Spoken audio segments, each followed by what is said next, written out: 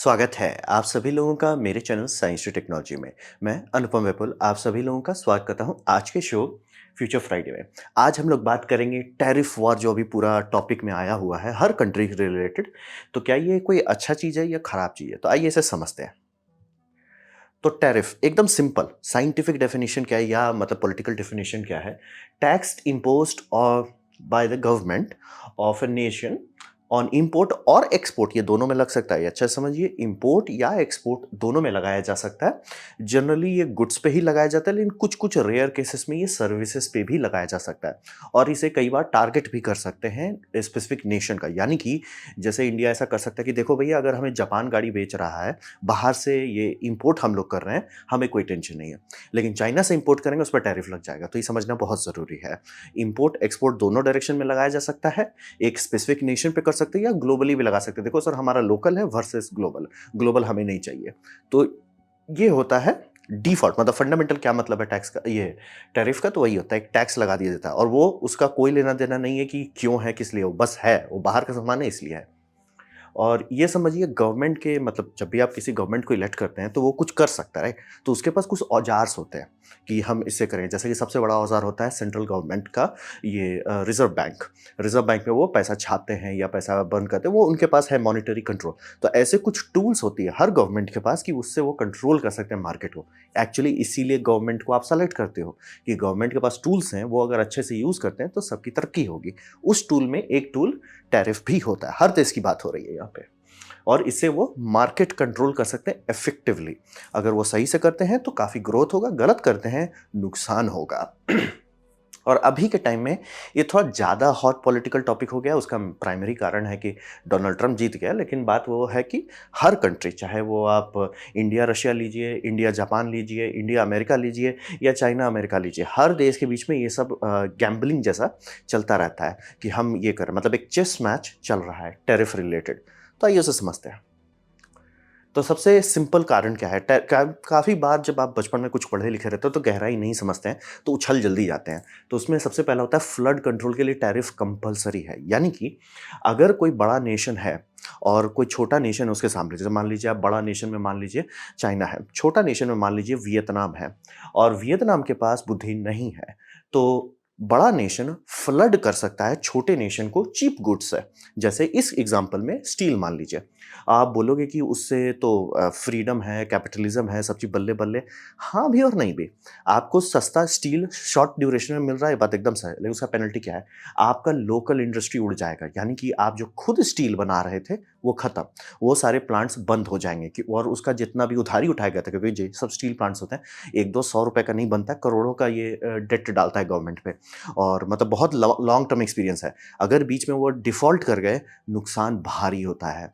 देश को होता है, मतलब इसका नुकसान ऐसा नहीं होता अच्छा बिज़नेस हुआ, बिज़नेस अपना वो करेंगे ना, रिकवरी करने की कोशिश करेंगे, समझ लीजिए भारी नुकसान होता है।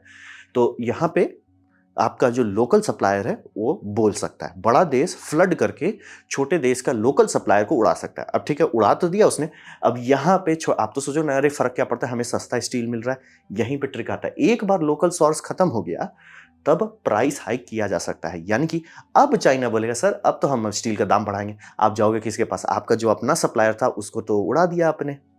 इसीलिए समझना बहुत ज़रूरी है। फ्री मार्केट तभी तक चलता है जब तक सब लोग इज्जत से खेल रहे हैं, रूल रेगुलेशन के साथ खेल रहे हैं।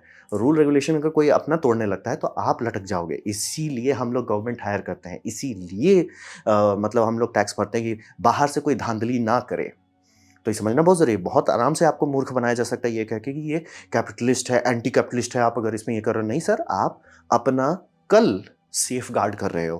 क्योंकि आज अगर कल चाइना मार्केट को फ्लड कर देता है, आज आप अपने लोकल सप्लायर्स को नहीं सेफगार्ड करते हैं, कल जब आपके पास अपने सप्लायर्स नहीं है, चाइना इकलौता माँ-बाप हो गया है, तब आप क्या करोगे? और ये एग्ज़ैक्ट सिचुएशन हुआ। समझिए, जब 2000 चल रहा था तो चाइना काफ़ी इंडस्ट्रियलाइज़ हो रहा था। उन्होंने ज़रूरत से ज़्यादा पैसा डाल दिया स्टील सेक्टर में, क्योंकि हर देश का स्टील और कंक्रीट, अगर आप देश का तरक्की जानना चाहते हैं, देखिए उस देश में स्टील और कंक्रीट कितना बन रहा है। अगर दबा के बन रहा है, दबा के ग्रोथ हो रहा है नेशनल, तो कंट्री को कहा जाएगा कंट्री हेल्दी है, कंट्री अच्छे डायरेक्शन पे चले। चाइना पैसा पानी की तरह बहाया, योलो चला गया।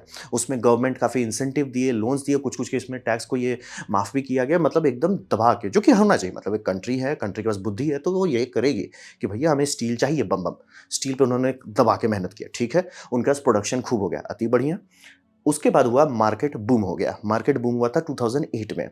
अब जहाँ जैसे ये बूम हुआ तो रहा बात सब कंट्री को सफ़र करना पड़ा कि सर हमारी तो बैंड बज गई।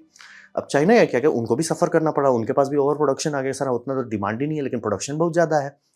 तो उन्होंने एक क्लेवर ट्रिक लगाया, यहीं पे बोल रहे हैं, वो क्लेवर ट्रिक से बचाने के लिए ही आप गवर्नमेंट को हायर करते हो। तो उन्होंने कहा कि एक काम करो, हम थोड़ा-सा और सफ़र कर लेते हैं, लेकिन बाहर के मार्केट में फ्लड करना शुरू कर दो, डंपिंग जिसे कहते हैं। वो सीधे चाइना मार्केट में फ्लड करना शुरू कर दिया और चूँकि उन्होंने इतना ज़्यादा खर्चा उठा के बना लिया था, धड़-धड़ा के जो फ्लड करने लगे मार्केट में, मतलब ओपन ग्लोबल मार्केट में स्टील का दाम इतना तेज़ी से गिरा, अच्छे-अच्छे कंट्री का लोकल सप्लाई खत्म हो गया, इंक्लूडिंग यूएसए। 2012 में यूएसए के ऑलमोस्ट सारे स्टील मिल जो बड़े-बड़े थे, सब बंद होने पे आ गया। 2015 तक में इंडियन मार्केट का भी बैंड बजने पे आ रहा था, यूरोपियन यूनियन का भी आ रहा था, लेकिन इंडिया और यूरोपियन यूनियन दोनों ब्रेक लगा दिए, सीधा टैरिफ बढ़ाया और टैरिफ कुछ-कुछ केसेस में 70% तक बढ़ाना पड़ रहा था, क्योंकि भैया वो बहुत ज़्यादा फ्लड कर रहे थे। और कई बार लोगों को दिखने लगा भैया ये एट कॉस्ट या एट लॉस बेच रहे हैं। एट कॉस्ट का मतलब होता है जैसे आप कोई भी ब्रांड बनाते हो, कोई भी फैक्ट्री बनाते हो, उसका सामान का एक फिक्स्ड कॉस्ट है, उससे नीचे नहीं जाएगा उसका दाम। अगर उसी दाम पे आप बेच रहे हो तो आप धांधली कर रहे हो, क्योंकि आप किए क्यों? मतलब ये ऐसी बात हो गई ना, आपने 600 करोड़ का कुछ मेहनत किया, फैक्ट्रीज़ बनाए, सब चीज़ किया, उससे जो प्रोडक्शन निकलना चाहिए, आप सीधा बेच दे रहे हो तो वो तो लोन भी नहीं भर पाओगे, लेकिन आप एट कॉस्ट बाय लॉ कर सकते हो। और वो कई-कई बार किया जाता है जब आप मतलब कहते हैं ना थोड़ा मार्केट में एक ग्रिप बनाना चाहते हो, तो कई बार कंपनी करती है, लेकिन ये शॉर्ट ड्यूरेशन होता है और एंटी कॉम्पिटिटिव बिहेवियर में आता है, तो इसीलिए ये सब शॉर्ट ड्यूरेशन के करते हैं।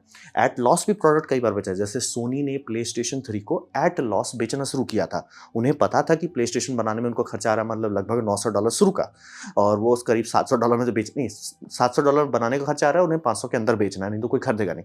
ये होता है, कंपनी कई बार करती है, एट लॉस सामान बेचती है। प्रिंटर बनाने में 1500-1600 रुपए में प्रिंटर नहीं बनता है, बहुत महँगा पड़ता है, लेकिन कंपनी 1500-1600 रुपए में आपको बेच देती है ताकि इंक में आपकी वो ले सकें। तो इसी को कहते हैं फ्लड कर दो मार्केट को एट लॉस या एट कॉस्ट पे, दोनों में ही बाकी सारे कम्पीट नहीं कर पाएँगे क्योंकि उन्हें तो अपना लोन भरना है ना, लटक जाएँगे। तो ये सीधा-सीधा बहुत सारे देशों को तबाह किया। इसमें इंडिया में मतलब टाटा स्टील से लेके अच्छे-अच्छे लोग आ गए कि सर अगर इंडियन गवर्नमेंट इस पे तुरंत ब्रेक नहीं लगाता है, कल को इंडिया के पास खुद का स्टील खत्म हो जाएगा। और ये समझना बहुत ज़रूरी है, बहुत सारी देश तुरंत ब्रेक नहीं लगा पाई, जिसमें आपका यूएसए भी काफ़ी सफ़र किया, ऑस्ट्रेलिया सफ़र किया, साउथ अफ्रीका सफ़र किया, वियतनाम सफ़र किया और ये सारा हाई डिपेंडेंसी बन गए। यानी कि वो तो शुक्र मनाएँ कि इंडिया है और यूरोप है, तो एक्चुअली चाइना का स्टील का दाम बहुत ज़्यादा ऊपर नहीं भाग सकता क्योंकि हम लोग बेचने लग जाएँगे फिर, तो एक्चुअली लोग बचे हुए हैं। लेकिन अगर उस टाइम में ब्रेक नहीं लगाया जाता, टैरिफ नहीं लगाया जाता, यूरोप भी लटक जाता, इंडिया भी लटक जाता। ये समझना बहुत ज़रूरी है। फ्लडिंग कंट्रोल के लिए टैरिफ ज़रूरी है। आप मतलब बोल रहे हैं ना कि हम लोग टैक्स क्यों भरते हो? मतलब सरकार से आपको क्या फ़ायदा? सरकार यही सब बचाती है। कहने को कैपिटल और लोग को सेल करना बहुत आसान है। लोग को तो आप कह सकते हो, देखो, देखो आपका स्टील सस्ते में मिल जाएगा, आपको छड़ सस्ते में मिल जाएगा, आपका घर बनाना सस्ता हो जाएगा। सर वो घर आज सस्ता होगा, कल मेरा देश भूखा मर जाएगा। और ये हो चुका है। ये समझना बहुत ज़रूरी है, ये हो चुका है। इसीलिए लोगों को सतर्क रहना चाहिए कि बहुत बार होता है ना कि ओह! फ्री मार्केट में आप मतलब कम्पीट नहीं कर पा नहीं, नहीं सर, क कम्पीट फेयर कम्पीट आप कर सकते हो। अनफेयर कम्पीट आप नहीं कर सकते। जैसे मान लो कल को चाइना देखता है कि ठीक है, ये लोग हमारे पे पूरा एनालिसिस कर रहे हैं कि हम लोग फेयर हैं। अगर फेयर देखते हैं तो टैरिफ नहीं लगाएँगे, अनफेयर देखेंगे टैरिफ लगा देंगे। ठीक है, वो क्या करेंगे? एक काम करो, सारे लीगल टैक्सेस जो हैं, जो गवर्नमेंट का टैक्सेस हैं, गुड्स एंड सर्विसेज टैक्स हैं, सब हटा दो स्टील सेक्टर में। आप अपने देश में तो ये नहीं करोगे, वो कर देंगे अपने देश में, आपकी लग जाएगी।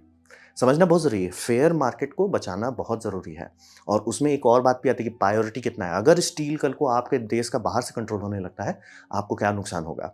ये सारी कंट्री सीखी है बहुत गंदे तरीके से कि क्या होता है, अरे स्टील बाहर से आ रहा है, अगर स्टील का उनका मन है, दाम अच्छा है, उनका मूड खराब हो गया, जाओगे कहाँ, किसके पास जाओगे? तो ये समझ रहे हो, फ्लड कंट्रोल के लिए बहुत ज़रूरी टूल है आपका ये टैरिफ। इस मामले में इंडिया काफ़ी अच्छे से ब्रेक लगाया और यूरोपियन यूनियन ने भी तुरंत ब्रेक लगा लिया कि सर ये क्या है कि आप पूरा दे, और अमेरिका को भी लगा लेना चाहिए था, लेकिन बहुत देर हो गया, उनका पॉलिटिक्स में बहुत हुला लाला हो गया, इसलिए वो लगा नहीं पाए।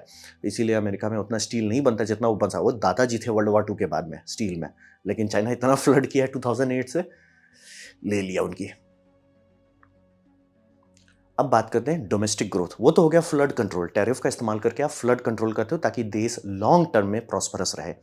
दूसरा होता है जब भी कोई नया मार्केट इमर्ज होता है, चाहे आईटी का ले लीजिए, चाहे आप सेमीकंडक्टर का ले लीजिए, चाहे ऑटोमोबाइल ही ले लीजिए, कोई भी नया सेक्टर अगर इमर्ज करता है, तो कंट्री को थोड़ा टाइम चाहिए ग्रोथ करने के लिए। कंट्री बस ऐसे नहीं सुते उठे टडा, मतलब अगर आज मान लीजिए बोलता है इंडिया हम बना लेंगे सेमीकंडक्टर, उतना स्पीड से हम लोग नहीं जा सकते जहाँ पे एनवीडिया बैठा हुआ है, वहाँ पे नहीं जा सकते जहाँ पे टीएसएमसी बैठा हुआ है, नहीं पहुँच पाएंगे, टाइम लगेगा। अब वो टाइम के लिए आप टैरिफ का इस्तेमाल कर सकते हैं। इसका एग्जांपल देते हैं। जापान जो है वर्ल्ड वॉर 2 हुआ, वर्ल्ड वॉर 2 में वो बूम हो गया, ठीक है, काम खत्म, फ्लैट, उनको पूरा फ्लैट कर दिया गया, डिलीट, सब चीज़ में कंट्रोल डिलीट कर दिया। तो बात बना कि उनको गवर्नमेंट को देश को आगे ला जाना है, इकोनॉमिकली रिकवरी करनी है। तो 1950 में गवर्नमेंट के पास एम आया कि गवर्नमेंट को इसीलिए हायर किया गया कि भैया ठीक है, गवर्नमेंट है, आपको टैक्स दिया जाएगा, आप देश को आगे ले जाओ। तो 1950s की बात है, वर्ल्ड वॉर 2 खत्म हुआ है, देश को गाड़ी मतलब देश की गाड़ी आगे बढ़ानी है, क्या करें? तो इनको आया कि इकोनॉमी बिल्ड करने के लिए ऑटो इंडस्ट्री काफ़ी फायदेमंद साबित होगा, ठीक है। अब इन्होंने क्या किया, सीधा इंपोर्ट में, उस टाइम यूएसए दुनिया का ये बना हुआ था फैक्ट्री बेसिकली, जैसा आज चाइना से ही सब चीज़ बन रहा है। वर्ल्ड वॉर 2 के बाद यूएसए पूरा दुनिया को संभाल रहा था, वो उनका सबसे प्रॉस्परस पीरियड था। तो उन्होंने क्या किया, जापान क्या बोला, भाई सीधे जितना भी इंपोर्ट गाड़ी हो रहा है सब पे टैरिफ लगा दो। 60% तक टैरिफ बढ़ा रहे थे वो। और यूएसए और जापान में जो थोड़ा काइन कुछ हुआ इस बात पे कि सर ये क्या चल रहा है, इतना ज़्यादा टैरिफ आप काहे लगा रहे हो। लेकिन उन्होंने लगा, बोले सीधा बोले कि अगर हम नहीं करते हैं हमारा डोमेस्टिक प्रोडक्शन होगा ही नहीं। तो 60s में उन्होंने ये मतलब आप समझिए 50s में उन्होंने टैरिफ लगाया। अब रहा बात 60s तक में कंपनीज उनकी चलने लगी। आपका टोयोटा हो जाए, होंडा हो जाए, माज़दा हो जाए, मित्सुबिशी हो जाए, सुजुकी हो जाए, मतलब गाड़ी खुल गई, ठीक है। और फिर अब इनकी कंपनीज एक्चुअली दमदार है कि हवा महल है। अब इन्होंने थ्रॉटल करना शुरू किया, तो 60s में टैरिफ को घटाना शुरू कर दिया। यानी कि इन्होंने मतलब 50s में टैरिफ लगाया ताकि शुरू में कोई फ्लड नहीं करता है, टाइम दिया गया सारे मतलब ये ऑटो मेकर्स को टाइम दे रहे हैं हम तुमको, इस टाइम में जल्दी जल्दी फैक्ट्रीज बनाओ, जल्दी जल्दी सीखो प्रोडक्शन, जल्दी जल्दी क्वालिटी इंप्रूव करो। और उस मामले में जापान एक चीज़ थोड़ा अच्छा किया था, उनका शुरू से ही था, चूंकि गरीब थे, मतलब पूरा देश डिलीट किया गया था, तो गरीब थे तो उनको था कि नहीं फ्यूल माइलेज पे उस टाइम में, मतलब प्रदूषण के लिए नहीं, पैसा नहीं है किसी के पास, तो माइलेज पे वो लोग बहुत मेहनत कर रहे थे। ये उनको बहुत लॉन्ग टर्म प्रॉफिट दिया। और एकदम शुरू में जो उन्होंने मेहनत किया था उसके चलते उसी टाइम में, मतलब यानी 1960s में जहाँ पे टैरिफ हटाने लगे, वहाँ पे भी इनकी गाड़ी टिक पा रही थी। क्योंकि ठीक है सर, आप अमेरिकन गाड़ी ले सकते हो, बुरा नहीं है, मैं एकदम क्लियर करता है, ये मत सोचिएगा अमेरिकन गाड़ी बुरी थी। 1960s का अमेरिकन अगर फोर्ड आप गाड़ी ले लेते, वो अभी तक चलता रहेगा और लोग चला रहे हैं, बहुत भरपुष्ट होता था। तो गाड़ी में क्वालिटी की प्रॉब्लम है, लेकिन जापानीज माइलेज दे रहे थे उस टाइम में। अब रहा बात, किसी को तेल का पैसा देना अच्छा नहीं लगता, और जापान यहीं पर ढप्पा मार लिया। तो 60s में उन्होंने टैरिफ घटाना शुरू किया कि ठीक है, जो 60% का टैरिफ है वो घटाना शुरू किया। तो आप बोलोगे तब तो मार्केट फ्लो, ये थोड़ा क्लेवर थे। तो इन्होंने क्या किया, ये नॉन टैरिफ बैरियर तब भी रखे रहे, यानी कि बेसिकली ब्यूरोक्रेसी में फंसा दिए। सर आपको यहाँ का ये लाइसेंस लेना है, सर आपको ये डिलीवरी लेटर बनाना है, इतना फचांग बना दिया ना कि वो आया, कंपनीज आई। ऐसी बात नहीं है कि आपको अमेरिका में ये मतलब जापान में कोई अमेरिकन का गाड़ी नहीं मिलेगा, मिलेगा, लेकिन इतना फचांग किया होता कि वो कभी वैसा ग्रोथ नहीं कर पाया। टैरिफ तो हटा दिया, लेकिन रेड टेप जो है वो बचा के रखे रहे।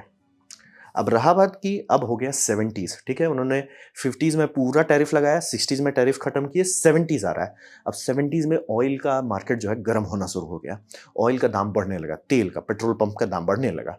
इस टाइम में इन्होंने जो गैम्बल खेला था तेल बचाने के लिए, वो पे ऑफ करने लगा। यहीं पे जापानीज गाड़ी मैन्युफैक्चर ग्लोबल दादाजी बन गए, क्योंकि ये इसी चीज़ में फोकस कर रहे थे। जैसे ही ऑयल एम्बार्गो का ईरा शुरू हुआ, ये लाइक सर हम तो तैयार ही हैं, बाकी सब बोल रहे हैं कि हम आपको माइलेज देंगे, हम तो माइलेज देते ही आ रहे हैं। यहीं पे ये पूरा प्लैनेट पे ढप्पा मार गए। ये आपको वजह में क्या हुआ कि जापान का गाड़ी कंपनी इतना बड़ा ढप्पा मारा, वही 1970 का ऑयल एम्बार्गो जब शुरू हुआ, उस मार्केट में समझ रहे, मतलब लोहा गर्म था, उसी टाइम हथौड़ा मार दिया, ये चल गए। तो यही इनका लॉन्ग टर्म रिवॉर्ड आया कि उन्होंने टैरिफ लगाया, ब्रेक लगाए, टैरिफ धीरे धीरे खोले कि तुम थोड़ा एक्चुअली काबिल बनो। हम तुमको थोड़ा मतलब होता है ना, कोई बच्चा है पैदा हुआ तुरंत उसको अपनी ओलंपिक भगाने देते हो, लेकिन कभी तो आपको निकालना पड़ेगा, सर करो आगे बढ़ो। तो वो टैरिफ हट लगाए, सेफ्टी के लिए एक सेफ इन्वायरमेंट दिए, फिर हटाए भी कि तुम compete करो। और इनका रिजल्ट बहुत अच्छा आया, और 70s के मार्केट में ये दादाजी बन गए। 70s के बाद से अब इनका कोई कुछ नहीं बिगाड़ सकता, ये अब दादाजी बन के बैठे हुए हैं, काम खत्म। और यही चीज़ इंडियन मार्केट में भी हुआ। इंडिया में सेम चीज़ पूरा यही जैसे जापान कर रहा था, एग्ज़ैक्ट सेम चीज़ सोलर इंडस्ट्री में हुआ। इंडिया को पता चला कि सोलर का ग्रोथ हो रहा है, बल्ले-बल्ले सब लोग लगा रहे, अति बल्ले-बल्ले। रिन्यूएबल्स को छोड़ दीजिए, लेकिन अगर इंडिया में एनर्जी इंडिपेंडेंस आ जाता है, तो बहुत बल्ले-बल्ले बात है। तो सोलर तो चाहिए। आ रहा था सारा सोलर चाइना से। तो धीरे-धीरे इंसेंटिव डाला गया, धीरे-धीरे टैरिफ बढ़ाया गया। ये सब 2010 से किया जा रहा है और गवर्नमेंट काफ़ी बड़ा लोन्स दिए, काफ़ी सारे इंसेंटिव दिए, सब चीज़ करके कि चाइना पे रिलायंस घटाएँ। रहा बात कि हम लोग कहाँ तक पहुँचे, अभी हम लोग ऐसा पहुँच गए कि कल को अगर चाइना बोलता है, हम दाम बढ़ा देंगे, हम लोग बोलेंगे जाओ तेल लेने, जाओ तेल लेने जाओ, हमारे पास फुर्सत नहीं है। और अभी ऐसा हो रहा है कि इंडिया में जितना भी सोलर पैनल बन रहा है, वो सब अमेरिका जा रहा है। ऐसा क्यों? अमेरिका और चाइना का बूम बूम चल रहा है, तो अमेरिका का है कि भैया हम चाइना से नहीं लेना चाहिए, लेकिन बाकी सारी कंपनी चाइना का पैनल मतलब सेल्स खरीद के पैकेज कर रहे हैं। इंडिया बहुत कम कंट्री में से है जो एक्चुअली सेल बना रहा है। तो इंडिया में बोलते हैं कि ठीक है हम आपका खरीद लेते हैं, हम लोग क्यों बेच रहे हैं, मतलब मेड इन इंडिया है, हमारे टैक्स पे हो रहा है, तो हम लोग क्यों बेच रहे हैं यूएसए को? हम लोग इसलिए बेच रहे हैं कि डॉलर तो चाहिए ना सर। डॉलर अगर हमारे पास नहीं हुआ तो ओपेक से तेल नहीं खरीद पाएंगे। तो इसीलिए इंडिया का सारा नेशनल सोलर पैनल जा रहा है अमेरिका में, हम लोग के पास डॉलर आ रहा है, वो डॉलर पे हम लोग तेल खरीद रहे हैं। और इसीलिए आपको अभी भी जितने सोलर पैनल देखोगे उसमें मेजॉरिटी बेसिकली चाइनीज़ मिलेंगे। मतलब बेसिकली हम लोग चाइना को ही संभालने लग गए कि ठीक है। और इससे अब ये दूसरा फ़ायदा होता है कि अगर कल को चाइना दाम बढ़ा ही नहीं सकता और अगर वो बहुत ज़्यादा दाम घटाता है और हमारे ये जितने भी प्रोडक्शन वाले हैं वो सब बोलते हैं कि ये मेहनत करेगा, सरकार सीधे बोले टैरिफ घटाएगा, मेहनत करो नहीं तो टैरिफ घटा देंगे। तो टैरिफ एकदम धीरे-धीरे उसका थ्रॉटल है। सेफ्टी भी दे सकते हैं, ग्रोथ टाइम भी दे सकते हैं, फिर कम्पीट टाइम भी दे सकते हैं। तो ये डोमेस्टिक ग्रोथ के लिए बहुत अच्छा औज़ार है, टैरिफ। अब आते हैं प्राइस कंट्रोल का। यही बोल रहा था यूरोपियन यूनियन में मतलब जेन्युइनली शॉकिंग है कि यूरोप एक्चुअली एक्टिवेट हो गया, उनका ब्यूरोक्रेसी के आर-पार चले गए वो लोग कि नहीं ये स्टॉप चाइना डंपिंग को तुरंत रोकने लगे थे। तो कई बार लोकल प्लेयर्स जो हैं वो इनोवेट करना बंद कर देते हैं। चाहे अर्जेंटीना का आप एग्रीकल्चर डिपार्टमेंट लो, वो अलसिया गए। उनका इतना टैरिफ वैरिफ लगाया था उनको प्रोटेक्ट करने के लिए, वो अलसिया गए कि इसलिए अरे क्या मेहनत करें। एग्जैक्ट यही चीज़ जापान में हुआ कि उनके चावल के राइस प्रोड्यूसर थे, अलसिया आ गए। इसलिए कहा अरे जैसे हम कर रहे थे 70s में वैसे ही कर रहे हैं, क्या टेंशन है कि ये लोड ले, मेहनत नहीं कर रहे हैं, रिसर्च नहीं कर रहे, पुश नहीं कर रहे हैं। तो कई बार होता है कि उस टाइम पर सरकार बोलती है सर हमको पता है आपको काफ़ी तकलीफ होगा इस बात से, लेकिन आपको काबिल बनना है, ऐसे हुलू-लुलू से काम नहीं चलेगा। तो वो सीधे-सीधे टैरिफ हटाना शुरू कर देते हैं और तब जाके धड़-धड़ा के वो टैरिफ हटाने से पब्लिक को क्या होता है, पब्लिक को कैसे सेल करते हैं कि आप टैरिफ हटा रहे हो? पब्लिक को होता है आपको सर सस्ता चावल चाहिए? हाँ, चुप रहिए, थ्रॉटल। तो ये करके प्राइस कंट्रोल किया जाता है, यानी कि धड़धड़ा के अगर आपके देश में कोई इंडस्ट्री है जो काफ़ी अच्छी चल रही है, लेकिन उस टैरिफ के मतलब पूरा एकदम छत्र-छाया में बचा हुआ है, उसको छत्र-छाया से हटाया भी जाता है। मतलब बोले ना कि आप पेड़ कभी ऐसा नहीं चाहोगे ना कि वो जब तक पूरा एकदम उसको बटर कर रहे हो तभी तक चलता रहे, जैसे ही इंसान उसको देखना छोड़ दे वो खराब हो जाए, तो भाई क्या फ़ायदा हुआ? आप चाहोगे ना कि भई हम तुमको पौधे के स्टेज में सँभाल लेंगे, फिर तुम अपने पे खड़े रहो। अपने में खड़े रहने के लिए टैरिफ हटाना पड़ता है। तो ये कई बार किया जाता है जहाँ पे गवर्नमेंट जो है कि सर ये इंडस्ट्री जो है ना थोड़ा ज़्यादा लूटने पे आ रही है। जैसे मान लीजिए कल को हो सकता है स्टील वाली कंपनी है, वो नया फर्नेस पे रिसर्च नहीं कर रही है, नया डेवलपमेंट नहीं कर रही है और उनका दाम जो है वो धीरे-धीरे बढ़ाते जा रहे हैं, कह रहे हैं इन्फ्लेशन है। अब तब क्या करें? पब्लिक तो गरियाएगी कि भैया सर स्टील का दाम इतना बढ़ रहा है। तब आप बोलोगे सर हम टैरिफ ठीक है, टैरिफ मान लीजिए 40% है, उसको हम 20% कर देंगे 2 साल के अंदर। वो 2 साल के अंदर जितना तेज़ी से प्रोग्रेस होने वाला है स्टील इंडस्ट्री का, आप शॉक हो जाओगे। ये हो चुका है, इतिहास गवाह है। चाहे वही बोल रहे हैं फार्मिंग इंडस्ट्री का हो या बहुत सारी और इंडस्ट्रीज़ में भी हुआ है, जैसे जापान का राइस इंडस्ट्री की। वो लोग कुछ नहीं कर रहे थे, कुछ नहीं से धड़-धड़ा के सारा रिसर्च एंड डेवलपमेंट हो गया। अब रहा बात एक कंट्रोवर्शियल पॉइंट आएगा, काफ़ी बार लोग कहते हैं कि इससे लोगों पे दर्द होता है कि दाम बढ़ जाएगा। जैसे अभी अभी वही कह रहे हैं ना कि अगर अमेरिका एक्चुअली टैरिफ करता है तो सारा टैरिफ पब्लिक को झेलना पड़ेगा और दाम बढ़ जाएगा। ये बात सच है, सर्वसत्य है। लेकिन कई बार पूरा हिस्ट्री है, कई बार कहता है ये बेनिफिशियल है लॉन्ग टर्म में अगर आपके पास लैक ऑफ जॉब ज़्यादा बड़ा पेनल्टी है, यानी कि अगर आप अपने देश का पैसा बाहर भेज देते हो, पहली बात तो आपकी करेंसी कमज़ोर हो जाती है। तो इसीलिए आप करेंसी को बाहर भेजना है एकदम एकदम इम्पोर्टेंट चीज़ के लिए भेजना चाहोगे, एक भी और चीज़ के लिए नहीं, क्योंकि अगर बार-बार पे वहाँ पे करेंसी बाहर जा रही है, आपकी वैल्यू घटती है। मतलब सब आपसे माँगने पे लगे हों कि भैया हमको दो, आपका ये नहीं होना चाहिए कि भाई तुम लोग दो हम तुमको पैसा देंगे। तो अगर जैसे मान लीजिए अमेरिका ये करता है कि हम चाइनीज़ गाड़ी पे जैसे किया पे हम ये लगा देते हैं, टैरिफ लगा देते हैं। तो टैरिफ लगाने के बाद आपको फ़ोर्ड खरीदना पड़ेगा क्योंकि फ़ोर्ड का दाम और किया का दाम ऑलमोस्ट सेम हो जाएगा या कि यहाँ से ये हो जाएगा। आप बोलेंगे पब्लिक तो रोएगी कि अरे हमें सस्ते में गाड़ी मिल रहा था, अब नहीं मिल रहा। अरे बात है कि फोर्ड अगर गाड़ी बनाता है तो वो अमेरिकन कंपनी है, अमेरिका में वो टैक्स भर रहा है, अमेरिका में जॉब्स चला रहा है, अमेरिका में उनका पूरा डीलरशिप नेटवर्क है। अगर आप जो भी पैसा दे रहे थे, एक्स अमाउंट दे रहे थे, वो एक्स का 80% चाइना चला जाए वर्सेस एक्स डाले 100% उसका अमेरिका में ही रह जाए, वो ज़्यादा इकोनॉमिकली बेनिफिशियल रहता है। तो वही बोल रहे हैं, लैक ऑफ जॉब, जितनी सारी कंट्री जो लोग नहीं तुरंत स्टील इंडस्ट्री को संभाल पाए, उनके पूरे उतने लाखों लोगों का नौकरी तो गया ना। वो नौकरी जो गया, उसका कैस्केडिंग फेलियर जो हुआ, उसके बाद इतना पेनल्टी आया कि कोई फायदा तो हुआ नहीं और आप डिपेंडेंट भी हो गए। तो लैक ऑफ जॉब और मनी आउटफ्लो कई बार सस्टेनेबल नहीं होता है किसी कंट्री के लिए लॉन्ग टर्म में, कि अरे जॉब, सारे जॉब हटा दो, सारे जॉब हटा दो, सिर्फ हम लोग खरीदेंगे। अरे सर, पैसा कहाँ से बनाओगे खरीदने के लिए? ठंडे दिमाग से सोचिए कि अगर आप हर किसी का जॉब हटा देते हो कि ठीक है एक काम करो, इंडिया हर चीज़ मतलब सोलर पैनल बाहर सस्ता में कर दो, ठीक है खरीद लिया, सोलर पैनल का पूरा इंडस्ट्री खत्म हो गई। सब स्टील का जो है खुद मत बनाओ, बाहर से खरीद लो, सस्ते मिल जाएगा, सब सब चीज़ आप ही कर दो। सेक्टर्स कहाँ बचेंगे उसके बाद? खाना भी तो हम लोग ला सकते हैं, वहीं जैसे चाइना खरीदता है बाहर से खाना, वैसे हम लोग भी खाना खरीद सकते हैं आपका रशिया से और यूक्रेन से। हमारे साथ दोनों से अच्छी दोस्ती है, दोनों से खरीद सकते हैं, किसान सब बैठ जाएंगे। समझ रहे हैं? ये बहुत ज़रूरी है। कई बार आप सिर्फ अपना सोच रहे हो कि ओ हमको सस्ते में गाड़ी चाहिए। इट्स लाइक सर, अगर आप जितना भी पैसा दे रहे हो उसका 80% देश के बाहर चल जाएगा, वो आप ही को काटेगा एंड में। अगर वही 100% आप दे रहे हो, देश के अंदर ही घूम रहा है, लॉन्ग टर्म में ज़्यादा हेल्दी रहता है। तो समझना बस, प्राइस कंट्रोल है, कई बार करना पड़ता है देश को, ये कड़वा स्टेप्स लेना पड़ता है कि मतलब ठीक है दाम बढ़ जाएगा पब्लिक का, लेकिन अगर पैसा बाहर जा रहा है, आप ब्लीड कर रहे हो करेंसी को, आपकी करेंसी डिवैल्यू हो रही है, तो ये करना पड़ जाता है। अगर नहीं करेंगे बैंड बच जाएगी। तो बेसिकली ये एक टूल है, गवर्नमेंट के पास टूल है और ये सारे टूल अलग अलग चीज को संभालते हैं। अब यही बोलता है रिजल्ट का क्या बात है। तो रिजल्ट ये समझिए, ये कोई भी टूल जैसे होता है ना, टूल का ना तो अच्छा है ना तो बुरा है, टूल टूल है, यूजर पे डिपेंड करता है कि उससे अच्छा रिजल्ट लाता है या बुरा रिजल्ट लाता है। अगर इसे विजडम और कॉशन के साथ लगाया जाता है, ग्रोथ और प्रॉस्पेरिटी आती है। जैसे इंडिया में सोलर सेक्टर का काफी ग्रोथ हुआ, काफी प्रॉस्पेरिटी हुआ, जापान का पूरा ऑटो इंडस्ट्री सिर्फ इसीलिए बचा हुआ है।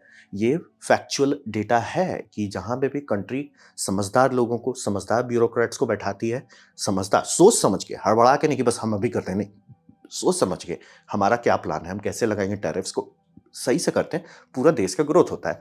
और अगर बिना प्रॉपर प्लानिंग के कर देंगे तो कंट्री रोस्ट हो जाती है। ये सिंपल बात है। इसीलिए अगर आप कहते हो कि ट्रंप ने बोला तो गलत है, इसलिए वो कभी मत चलिए, वो कभी मत चलिए। Tariff is a tool. Trump किसको हायर करता है, उसका क्या प्लान, और ट्रंप क्लियरली कई बार बोल चुका है कि वो एज ए निगोशिएटर ले जाता है कि देखो अगर तुम मेरे लिए ये काम नहीं करते हो तब हम टैरिफ का मिसाइल मार देंगे। और रहा बात कि ट्रंप इतना मूर्ख नहीं है कि वो इंपॉर्टेंट चीज पे टैरिफ कर रहा है। जैसे कि मतलब बोल रहे हैं कनाडा पे टैरिफ करेंगे, तो गलती से भी कनाडा से खाने पे टैरिफ नहीं लगाने का, साइड वाले चीजों पे लगाएगा। तो ये समझना बहुत जरूरी है कि टैरिफ एक टूल है, टूल यूज करने वाला। जैसे मान लीजिए ट्रंप, जो है ट्रंप एक बिजनेसमैन है, as a politician he is already far more qualified. और उसके बाद अगर वो अच्छे ब्यूरोक्रेट्स को हायर करता है अपने अंदर कि भैया तुम लोग लो, तुम इसको ड्राफ्ट करो, सही से किया जाता है, लॉन्ग टर्म में देश की तरक्की होगी। बोल रहे हैं हम इंडिया में भी काफी हाई हाई हो रहा था कि सोलर के लिए आप इतना ये कर दे रहे हो, इतना पैसा खर्च कर रहे हो। आज जब हम लोग खुश हैं कि भैया अब दाम का उतना टेंशन नहीं है, क्यों खुश है? 2015 में कोई रो रहा था इसीलिए। तो कॉन्टेक्स्ट वही होता है कि ये एक टूल है, इसीलिए हमेशा माइंडफुल रहिए, इसको कैसे लगाया जाता है, कैसे इंप्लॉय करते हैं।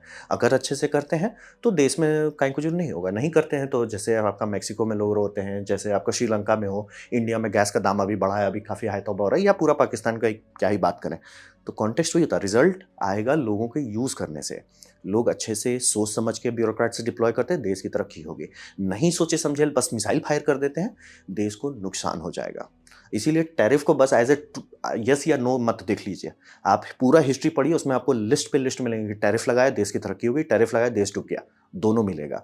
तो टैरिफ एक टूल है, टूल अच्छा या बुरा नहीं होता, उसको इंप्लॉय करने वाले लोग अच्छे या क्लेवर होते हैं या गधे होते हैं।